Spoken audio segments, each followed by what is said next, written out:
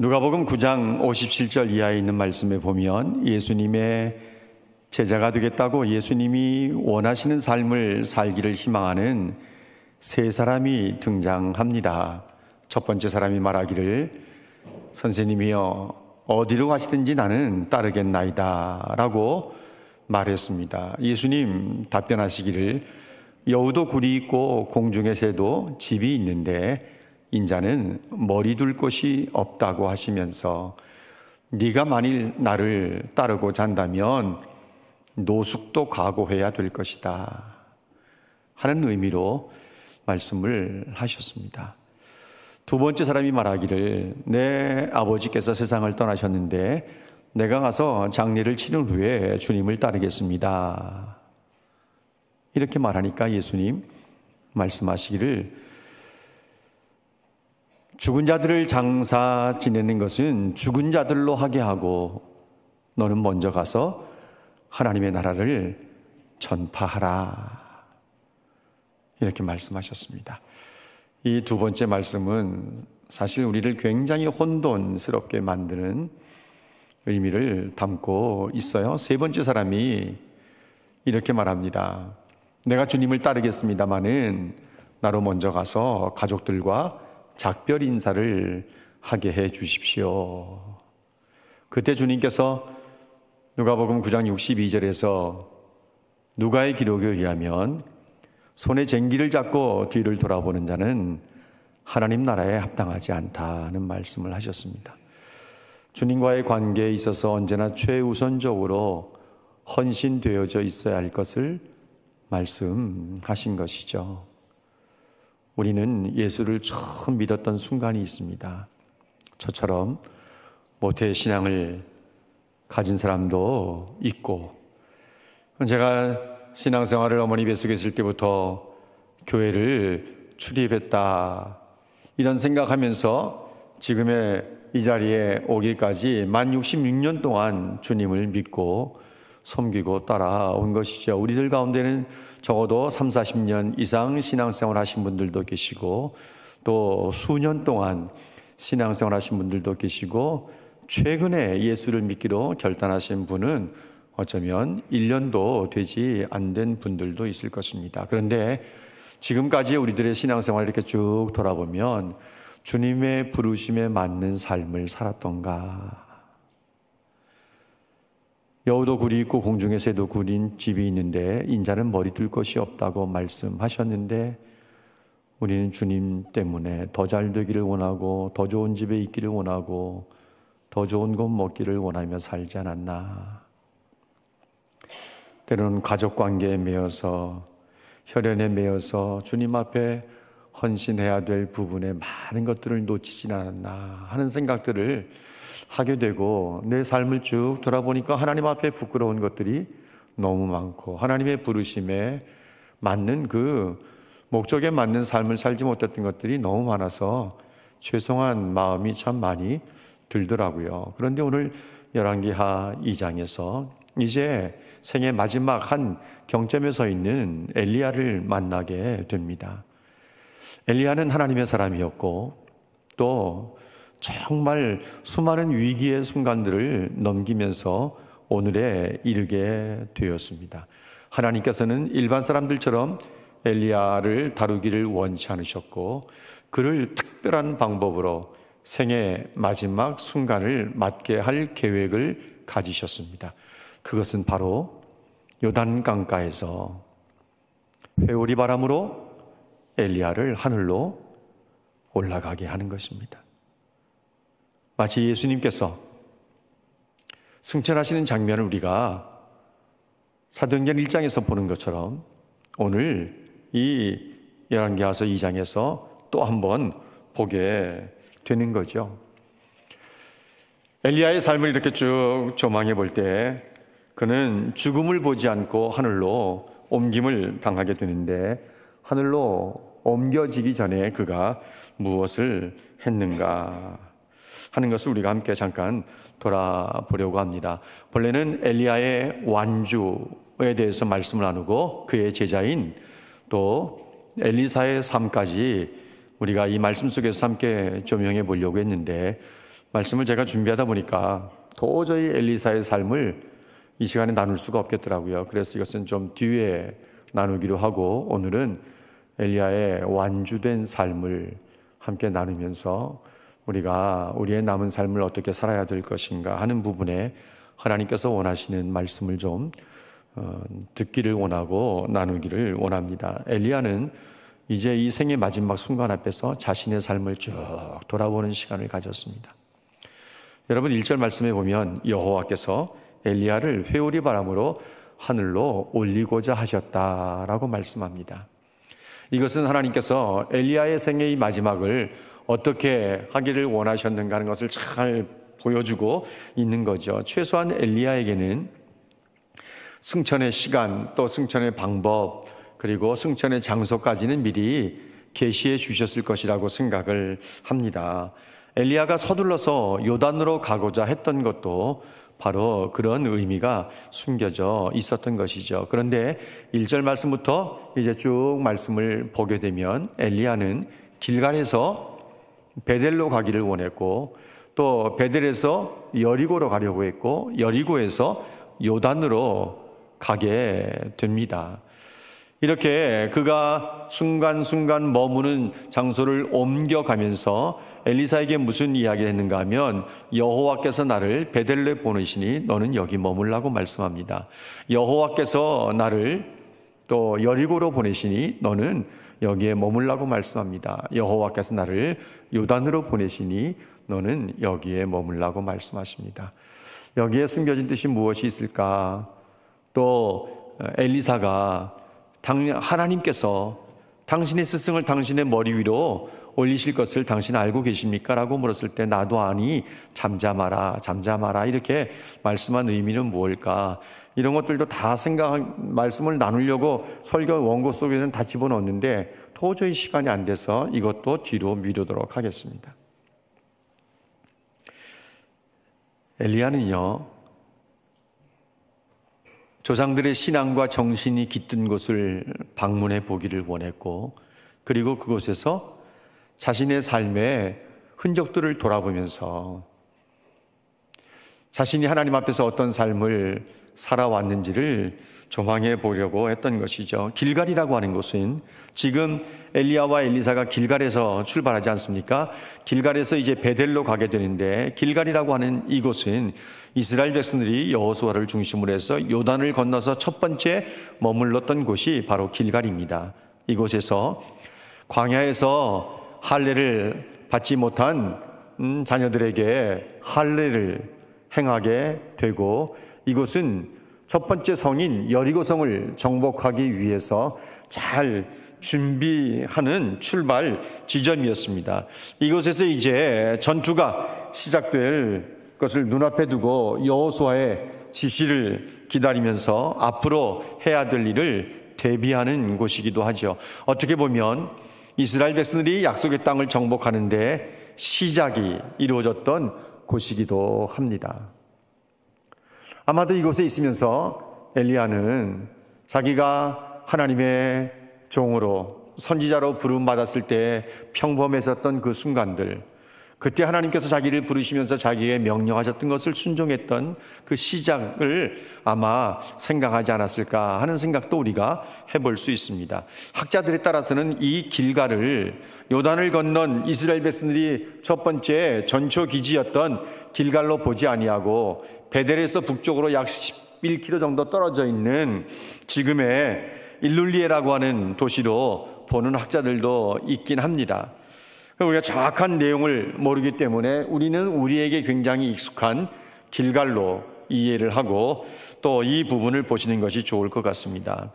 이곳에서 이제 엘리야는 엘리사를 남겨두기를 원했고 여호와께서 자기를 베델로 보내시니 너는 여기 머물라고 하면서 그런데 엘리사가 포기하지 않고 여호와께서 살아계신가 당신의 영혼이 살아있음을 내가 두고 맹세하는데 내가 절대로 당신을 떠나지 않겠다고 하지 않습니까? 그래서 함께 갑니다.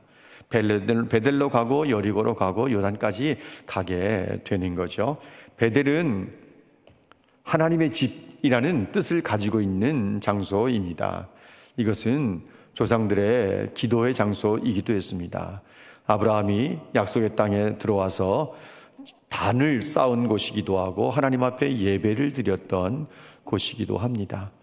그러니까 엘리야 입장에서는 아브라함의 이 신앙과 정신이 깃든 이 베델에 와서 또 이곳에서 야곱도 하나님을 만나게 되고 야곱도 이곳에서 하나님 앞에 서원을 하게 되고 하나님 앞에 기름을 부었고 돌베개를 세우고 기름을 부었던 장소였기 때문에 엘리야에게는 특별한 의미가 있는 장소인 것이죠.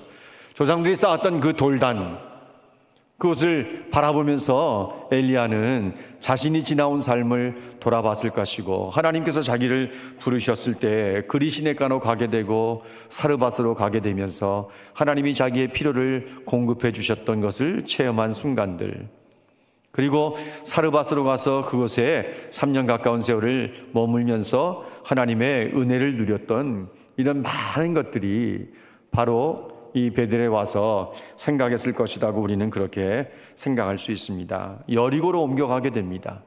여리고라는 장소는 우리가 너무나도 잘 아는 것처럼 이스라엘 백성들이 가나안 땅에 들어와서 그 땅을 빼앗기 위해서 첫 번째 싸운 아주 격전지의 장소였지 않습니까? 첫 번째 전쟁이 있었던 것이고 첫 번째로 승리했던 장소이기도 합니다. 우리는 이런 생각을 해볼 수 있습니다. 엘리야가 이 여리고 무너진 성벽을 믿음의 눈으로 바라보면서 여호수아의 지시에 따라서 하나님께서 여호수아 6장에서 말씀하신 것처럼 이스라엘 자손들로 말미암아 여리고성 백성들이 출입하는 자가 없었고 문은 꼭꼭 걸어 잠궜는데 하나님께서 여호수아에게 말씀하시지 않았습니까? 내가 여리고와 그 왕과 용사들을 내 손에 넘겨주었으니 너희 모든 군사는 그 성을 둘러 매일 한 바퀴씩을 돌되 엿새 동안을 그리하라. 아마 엘리야는 그 장면을 다 믿음의 눈으로 보지 않았을까요? 그리고 7주에 되는 날 제사장들의 양각 나팔 소리와 함께 백성들의 함성에 그 견고하게 세워진 여리고 성이 양쪽으로 무너져 내리는 그 장면을 믿음의 눈을 떠서 엘리야가 바라보면서 아마도 갈멜산에서 있었던 바알 선지자들과 함께했던 능력 대결을 떠올렸을 것이라고 생각을 합니다. 바알의 선지자들이 아무리 바알의 이름을 불러도 응답하지 않았기에 엘리야가 조롱도 하고 주무시는가 보다, 길을 거니시는가 보다 더 큰 소리로 외치라고 조롱하지 않습니까? 엘리야의 차례가 되어서 단을 쌓고 그곳에 정말 강을 떠서 짐승 올려놓고 하나님 앞에 기도를 시작하는데 기도가 시작되기가 무섭게 하늘에서 불이 떨어져서 제물을 태우고 제단을 태우고 도랑의 물들을 다 핥아버린 것을 엘리야는 경험하고 곧바로 뒤에 이어진 하나님 앞에 무릎 꿇고 기도했을 때 3년 반 동안 닫혔던 하늘문이 열렸던 그래서 그 능력대에서 승리하고 여호와가 살아계신 하나님이라고 하는 것을 분명하게 증명해 주었던 갈멜산에서의 그 승리를 엘리야는 이 여리고에 와서 생각을 했을 것입니다. 그러면서 요단으로 갑니다. 요단강을 입고 있던 겉옷을 물을 치니까 물이 갈라져 마른 땅을 건너듯 요단을 건넜고 그곳에서 자기의 삶을 마지막으로 돌아보면서 내가 이렇게 부족한 내가, 평범한 내가 하나님께 쓰임받았던 그 근원이 어디에 있는가? 자기 자신을 의지하지 아니하고 하나님을 의지하는 법을 배웠기 때문에 매 순간 하나님의 말씀에 생명을 걸고 그 말씀에 순종하는 삶을 살아왔기 때문에 하나님께서 나를 쓰셨구나 하는 생각을 했을 것입니다.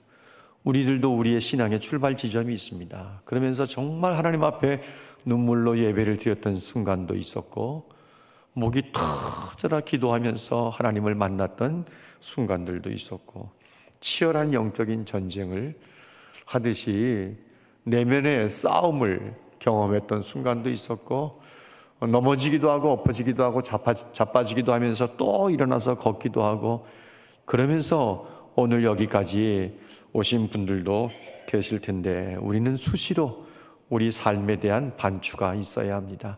자꾸 돌아보셔야 합니다. 그래야 우리가 넘어지지 않을 수 있고 막 살지 않을 수 있고 또 흐트러지지 않을 수 있고 하나님이 원하시는 삶을 살아낼 수 있지 않겠습니까? 우리가 오늘 말씀을 보면서 정말 중요하게 생각해야 되는 것은 엘리야는 하나님께서 하늘로 올리시기까지 그의 삶을 완주했다는 것입니다. 말씀드린 것처럼 엘리야는 평범한 선지자였습니다. 하나님께서 그를 처음 콜링하실 때 엘리야는 평범했습니다. 그런데 부르셔서 엘리야를 통해서 한 나라를 맡기실 계획을 가지셨는데 그것이 바로 북이스라엘이죠.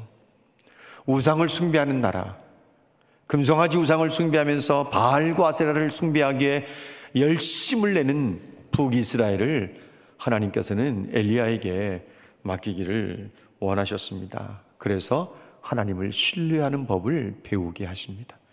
하나님을 신뢰하지 않으면 어느 누구도 선지자라고 하는 이름을 가졌다고 해서 승리할 수 있는 것이 아니고 하나님의 뜻을 이룰 수 있는 것이 아니니까 첫 번째 말씀하신 내용이 뭡니까? 너 가서 아합을 만나라. 아합을 만나서 선포해라. 앞으로 내 말이 없으면 수년 동안 우로가 없으리라. 비도 이슬도 내리지 않고 기근이 찾아올 것이라고 선포해라. 사실 엘리야가 아합을 찾아 대면해서 이런 말을 선포한다는 것 자체가 목숨을 걸어야 될 일이에요. 아합의 성정이나 그의 아내 이세벨의 성정을 보면 엘리야가 아합을 찾아가서 앞으로 수년 동안 기근이 찾아올 것이라고 말하는 것은 이건 목숨을 걸어야 할 수 있는 일이에요. 이런 말을 들으면 아합도 그렇고 아합은 심정이 좀 약해서 그렇지만 이세벨은 정말 독한 여자였기 때문에 이 이야기가 이세벨에게 전해졌을 때 엘리야는 살아날 길이 별로 없어요. 그런데 하나님께서 말씀하시니까 아합을 만나러 가서 대면에서 선포하는 것입니다. 내 말이 없으면 수년 동안 우로가 없을 것이다. 그리고 하나님께서도 아합을 알고 이세벨을 아니까 엘리야를 어디 가서 숨으라 그래요? 그리 시냇가에 가서 숨으라 그래요. 그리고 까마귀를 통해서 떡과 고기를 공급하고 물은 시냇가에 흐르는 물을 마시게 하시고 그러면서 매일매일 하나님을 신뢰하는 법을 배우게 하시는 거예요. 매일 하나님은 까마귀를 통해서 공급해 주셨어요. 하나님을 신뢰하는 법을 배우게 하시는 거예요. 애굽을 떠난 이스라엘 백성들이 광야 생활할 때 하나님께서 40년 동안 만나를 내리시지 않습니까? 여러분 성경 읽다가 그렇게 생각해 보신 적 있으시죠? 아니 왜 매일매일 나가서 거두라고 하는 거야? 이거 불편하게. 일주일씩 그냥 한꺼번에 팍팍 주시면 얼마나 좋아? 그러다가 이제 그걸 여러분들에게 적용하는 거죠. 아니 죽을 때까지 먹고 살 거죠. 하나님께서 넉넉하게 주시면 얼마나 좋아? 이거 고생하게 왜 신경 쓰게 만드시지? 이런 생각하는 사람들도 있었을지 몰라요. 있었을 거야 틀림없이. 왜냐하면 저도 그런 생각 해본 적이 있었거든요. 근데 하나님께서 매일 나가서 거두게 하시는 거예요. 매일. 그러면 그 하나님 말씀에 그대로 순종합니까 사람들이? 내일은 나가기 싫다. 미리 걷어두자. 이틀치를 걷어요. 이틀치를 걷어서 집에 둬요. 그리고 하루치 먹어요. 그럼 하루치는 그 다음날 보면 어떻게 돼 있어요? 벌레나고 곰팡이 피는 거예요. 하나님께서는 매일매일 거두게 하시는 거야. 그런데 신기하고 놀라운 일이 있어요. 안식일 전날은 항상 이틀치를 거둬요. 하루치 먹고 안식일 날 먹을 거 보면 벌레 생겨요? 안 생겨요? 벌레 안 생겨요. 그게 하나님을 신뢰하는 방법이에요. 하나님은 그걸 가르쳐 주시는 거예요. 그리 시냇가도 역시 마찬가지예요. 하나님을 신뢰하는 법. 시냇물이 말라버렸습니다. 비가 내리지 않으니까 이번에 어디로 보냅니까? 지중해 변에 있는 시돈 땅에 속해 있는 사르밧으로 보냅니다. 우리가 알고 있습니까? 여러분 기억나십니까? 시돈이 누구의 고향이라고요? 이세벨의 고향이에요. 사르밧은요 시돈 땅에 속해 있는 작은 마을이에요. 그러면 생각해 보세요. 완전히 바알과 아세라 신을 숭배하는 그 중심부에 하나님께서 엘리야를 집어넣으신 거예요. 여러분, 우리가 사르밧 과부에 대한 이야기를 나눌 때 하나님도 참 돈 많은 과부도 많을 텐데 어떻게 하루 양식밖에 남겨두지 않은 과부에게 가서 또 기숙하라고 하셨을까? 이런 생각 해본 적 있어요? 없으면 정말 믿음이 좋은 사람이에요. 뭐 의심할 필요도 없고 생각도 할 필요 없어요. 그냥 있는 그대로 믿는 거지. 근데 정말 믿음이 좋은 건지 모르겠어요. 생각하셔야 돼요. 그래야 하나님의 마음을 우리가 읽어낼 수 있는 거지, 그 말씀 속에서. 엘리야의 담력을 키워주시는 거예요. 한 끼 먹을 것밖에 남지 않은 이 과부의 집에 들어가서 하나님께서 공급하시는 것을 엘리야도 체험하고, 어느 날 갑자기 사르밧 과부의 아들이 죽습니다. 엘리야가 그 아들을 데리고 다락 침상에 올라가 눕히고 하나님 앞에 기도하지 않습니까? 하나님께서 죽은 자를 엘리야를 통해서 살려주는 경험을 하게 하십니다. 그러면서 엘리야를 정말 하나님의 사람으로 만들어 가시는 거예요. 그리고 나서 갈멜산에서의 영적 대결을 벌이고, 그런데 우리가 아는 것처럼 이세벨이 죽이겠다고 하니까 두려움이 몰려와서 북이스라엘에 있었던 엘리야가 남유다를 거쳐서 남유다의 맨 밑에 성읍인 브엘사바를 지나서 하루길을 더 가서 광야로 들어가서 로뎀나무 아래에 누워가지고 죽여달라고 말하지 않습니까? 하나님께서 그에게 또 먹을 것을 공급하시니까 힘을 얻고 40일 동안 주야로 달려가서 호렙산에 들어가서 한 굴에 머물게 되고, 그곳에서 하나님을 만나게 되고 하나님의 음성을 듣게 되고, 그러면서 제자 엘리사에게 기름을 붓게 되고, 그런 만남들이 이루어지게 되지 않습니까? 엘리야는 하나님의 사람이었습니다. 충성의 사람이었습니다. 그러면서 하나님의 말씀에 생명을 걸면서 순종하는 사람이었습니다. 그의 일생을 통해서 경험했던 것보다도 더 큰 경험이 지금 눈앞에서 기다리고 있습니다. 그것은 바로 죽지 않고 살아있는 채로 회오리 바람을 타고 하늘로 올라가는 경험을 지금 눈앞에 두고 있는 것입니다. 죽음을 보지 않고 하늘로 올라간 사람은 창조 역사상 두 사람밖에 없습니다. 창세기 5장에 나오는 에녹, 열왕기 하 2장에 나오는 엘리야, 두 사람입니다. 어떻게 사람이 죽지 않고 살아서 하늘나라로 올라가? 신화처럼 생각될 수 있습니다. 그런데 신화 같은 이 이야기가 수많은 사람들, 수많은 그리스도인들이 경험하게 될 이야기예요.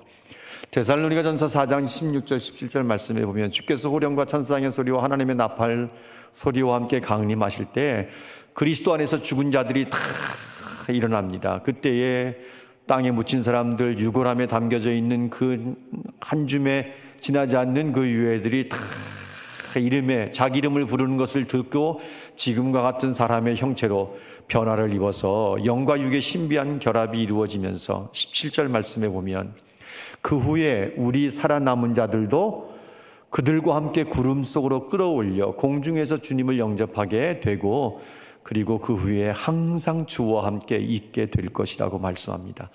우리가 살아있는 동안에 주님이 재림하시면 주께서 천사들을 통해서 우리 이름을 부르실 것이고, 우리들도 구름 속으로 끌어올려 공중에서 주님을 영접하고 우리가 살아서 하늘로 올라가고 항상 주님께 거하는 정말 신비하고도 신비한 경험을 하게 될 것입니다. 이것이 우리 때에 이루어지기를 원하는 사람만 아멘. 겁날걸. 정말 우리는 사모하는 마음이 있어야 합니다. 내가 살아있는 동안에 주님이 오시면 얼마나 좋을까. 또 어떤 사람은 또 믿음 있는 척해요. 그래도 죽음이 뭔지도 맛도 한번 해보고 부활도 경험해봐야지, 살아있는 채로 그냥 하늘로 올라가면 그게 무슨 재미예요? 또 이렇게 말하는 사람이 있을런지도 몰라.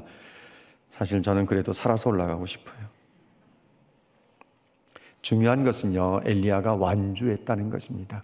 오늘 11절 말씀에 엘리야와 엘리사가 이야기하면서 길을 거닐고 있는데, 요단가를 거닐고 있는데 갑자기 하늘에서 불수레와 불말들이 내려와 두 사람을 갈라놓습니다. 그리고 회오리 바람이 나타나더니 엘리야를 회오리 바람으로 하늘로 데려가 버리고 말았습니다. 순식간에 일어난 일입니다.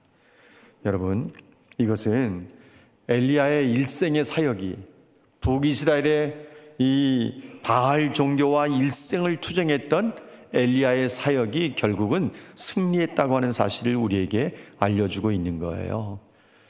엘리야가 살아있을 때 이 북이스라엘을 통치했던 아합 왕, 그 아들 아하시야, 그 아들 여로보암까지도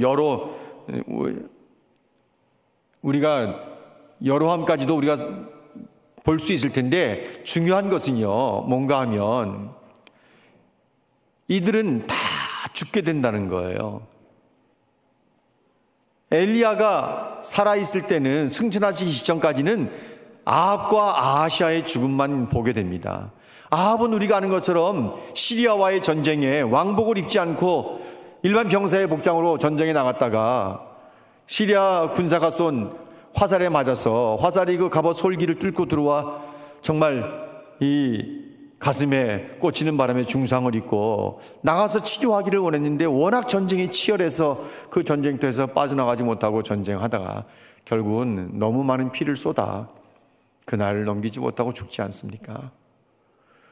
그리고 사마리아로 돌아와서 장례를 치르면서 아합을 태웠던 마차들을 씻어내는데, 우물에서 씻어내는데, 그때 뭐가 와서 아합의 피를 핥습니까? 개들이 와서. 그 하나님의 심판이에요. 아하시아는요, 다락 난간에서 누웠다가 떨어져, 누운 것인지 앉아있다 떨어진 것인지 분명하지 않지만 떨어져 중상을 입습니다. 장기가 파열됐는지 어땠는지 우리는 알 수 없지만 중상을 입어요. 그런데 결국은 다시 그 침상에 눕히지만 침상에서 내려오지 못하고 왕이 된 지 2년 만에 목숨을 잃습니다. 반면에 엘리야는 회오리 바람을 타고 하늘로 승천합니다.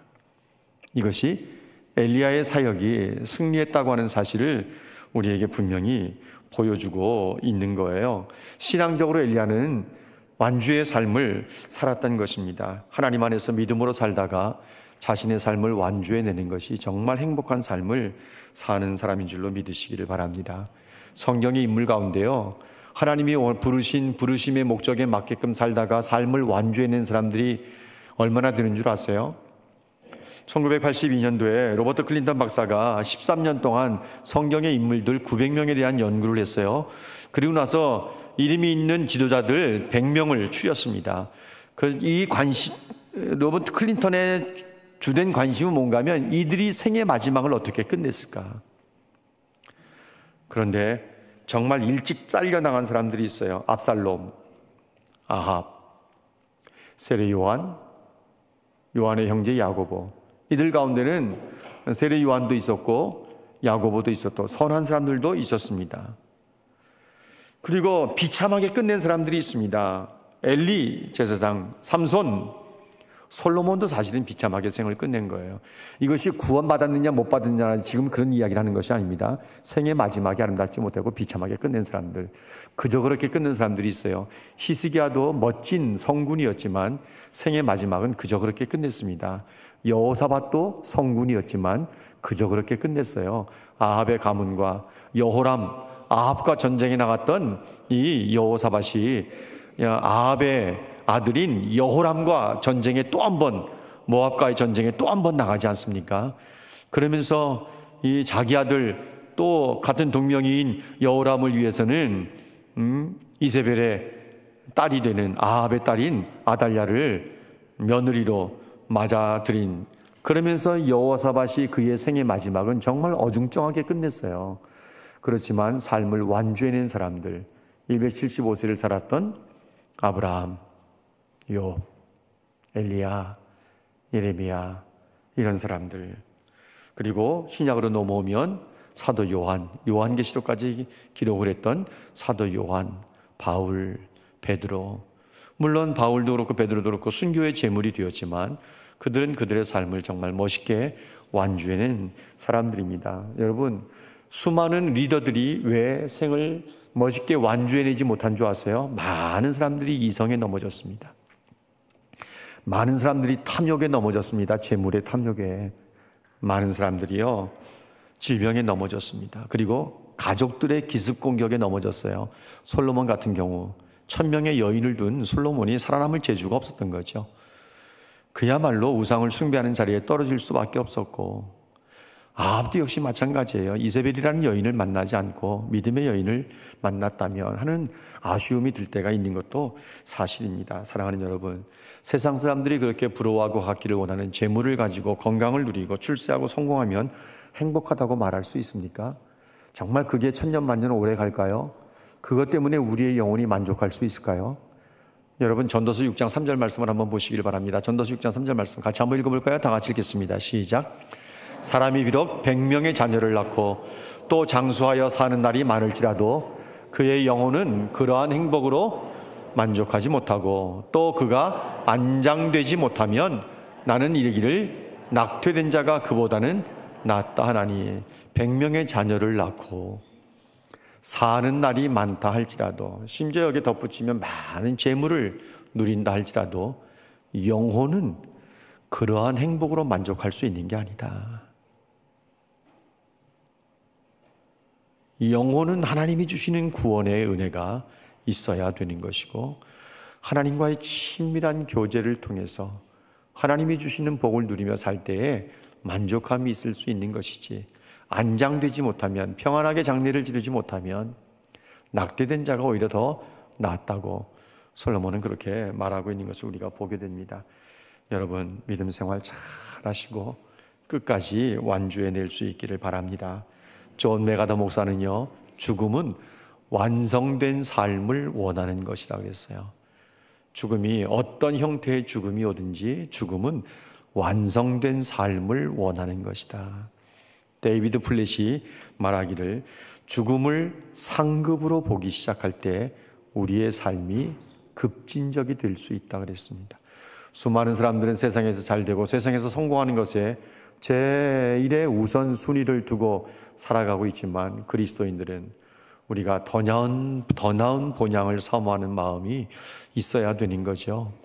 아브라함이나 사라처럼 자기들의 고향으로 갈대아 우르로 돌아갈 기회가 많이 있었지만 그들은 더 나은 본향을 사모하니 손으로 지은 것이 아니라 하나님이 지으신 하늘에 있는 것이다. 성도들은 이 세상을 살아갈 때 세상에 있는 것들을 탐하고 세상의 매력을 느끼면서 세상에 집착하며 살아가는 것이 아니라, 하나님이 지으신, 손으로 지으신 것이 아니라 하나님이 지으신 하늘에 있는 더 나은 본향, 우리가 궁극적으로 돌아가게 될 천국을 소망하면서 살아가야 되는 거죠.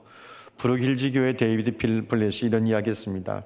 성도들과 자기가 정말 행하기를 원하는 5가지가 있다 그랬어요. 하나는 전 세계를 위해서 기도하기.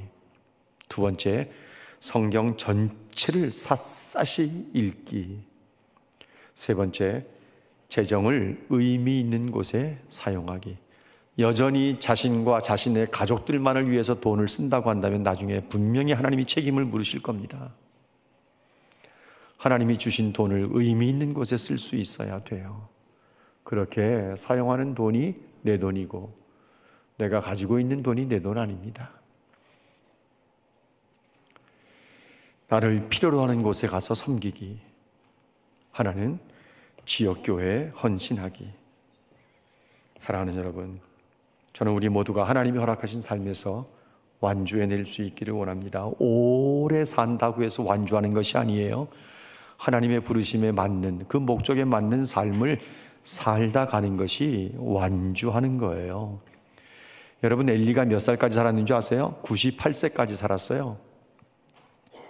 그런데 엘리의 삶을 보면서, 그가 비록 제사장이었지만 엘리의 삶을 보면서 완주했다고 말할 수 있을까요? 그 아들 홈리와 비느하스가 블레셋과의 전쟁에 하나님의 궤를 가지고 아벡 전투에 나가게 되는데, 백성들은 소리를 지르면서 이제 블레셋과의 전쟁에서 승리했다고 했지만 이 하나님의 궤를 블레셋 군대에게 뺏겨버리고 맙니다. 전령이 와서 엘리 제사장에게 소식을 전해줍니다. 홈리와 비느하스가 죽었습니다. 하나님의 궤는 블레셋 사람들에게 뺏겼습니다. 하나님의 궤를 뺏겼다는 이야기를 듣는 순간에 의자에 앉아있던 엘리 제사장이 뒤로 넘어져서 목이 부러져 죽었더라. 그렇게 말합니다. 왜냐하면 그 이유는요, 그가 나이가 많았고 비대했기 때문이다. 이렇게 말합니다. 엘리 제사장의 삶을 98세까지 살았던 엘리가 완주했다고 말할 수 있겠습니까? 오래 살지 못해도 나를 부르신 목적에 맞게 살다 가면 그것이 완주해 내신 거예요. 죽는 것 자체를 두려워하지 마십시오. 죽음이 우리의 삶을 완성시키는 것이고, 죽음을 상급으로 보기 시작할 때 세상에 대한 것들을 내려놓으실 수가 있고, 세상에 집착하지 않고 하나님이 원하시는 그 부름에 맞는 삶을 사실 수가 있을 것입니다. 우리 모두에게 인생을 완주하는 은혜가 있기를 바랍니다. 자주 여러분의 삶을 돌아보시면서 하나님의 부르심에 맞는 삶과 사역을 이루어내시는 하나님의 백성들이 되시기를 주님의 이름으로 축복합니다.